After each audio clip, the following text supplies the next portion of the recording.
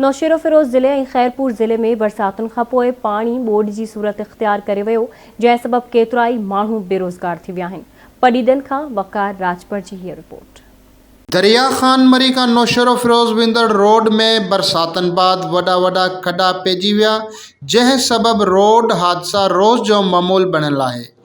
मुसाफ़िरनि तोड़े इलाके वासियुनि ॿुधायो त 3 ज़िलनि नौशेरो फिरोज़, नवाबशाह ऐं खैरपुर के मिलाईंदड़ दरिया खान मरी नौशेरो फिरोज़ रोड में बरसातन बाद हंधा हंधा खॾा पवण करे हादसा रोज़ जो मामूल बणियल आहिनि।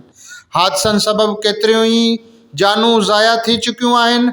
हिनन आवाज़ टीवी सां ॻाल्हाईंदे चयो त ख़त्म लॻा पिया आहिनि। 3 ज़िलनि खे ही रोड लॻे थो, नौशेरो खे, नवाबशाह खे, सखर खे। पर रही ॻाल्हि को मालकी न आहे, रोड सफ़ा बिल्कुलु ख़त्म आहे। तव्हां ख़ुदि ॾिसी था सघो था, साइडूं ॾिसो, रोड जो छा बचियो आहे, कुझु बि न आहे बचियो।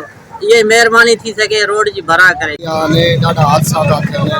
तक़रीबन जेको आहे किनारा सॼा फुटी विया आहिनि। गवर्नमेंट जेको आहे का बि नथी करे पई ऐं सॼा किनारा हेठि वेही विया आहिनि, खॾा थी विया आहिनि। ऐं बराए महिरबानी सिंध गवर्नमेंट खे अपील आहे त असांजे रोड जी जेको आहे सो कुझु मरामत कई वञे।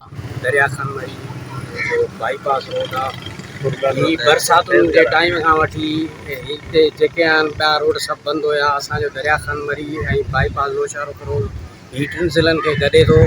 दरिया खान मरी ऐं इन जो जेको आहे सो रोड रही विया आहिनि ऐं रोड जे पासनि जा जेके आहिनि उहे खॾनि में खॾा पइजी विया आहिनि। उन्हनि खे हुकूमत खे असांजो अर्ज़ु आहे त हिन रोड जी सार संभाल लहो ऐं हिन खे जेको आहे सो ठारायो वञे।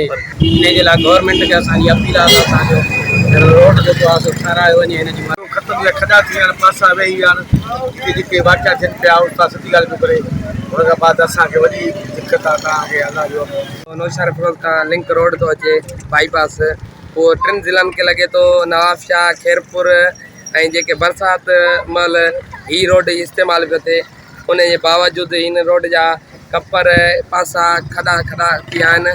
बिल्कुलु हिन रोड खे मरामत मालकी कई वञे ऐं मरामत कई वञे। हिननि जो चवणु हो त रोड्स खाते के बार शिकायतूं कयूं आहिनि, मगर हिन महिल ताईं रोड्स खाते रोड भरिसां पियल खॾा बंदि नाहिनि कया। कैमरामैन सरफराज़ राणा सां गॾु राना रियाज़ुल हसन, आवाज़ टीवी न्यूज़, दरिया खान मरी।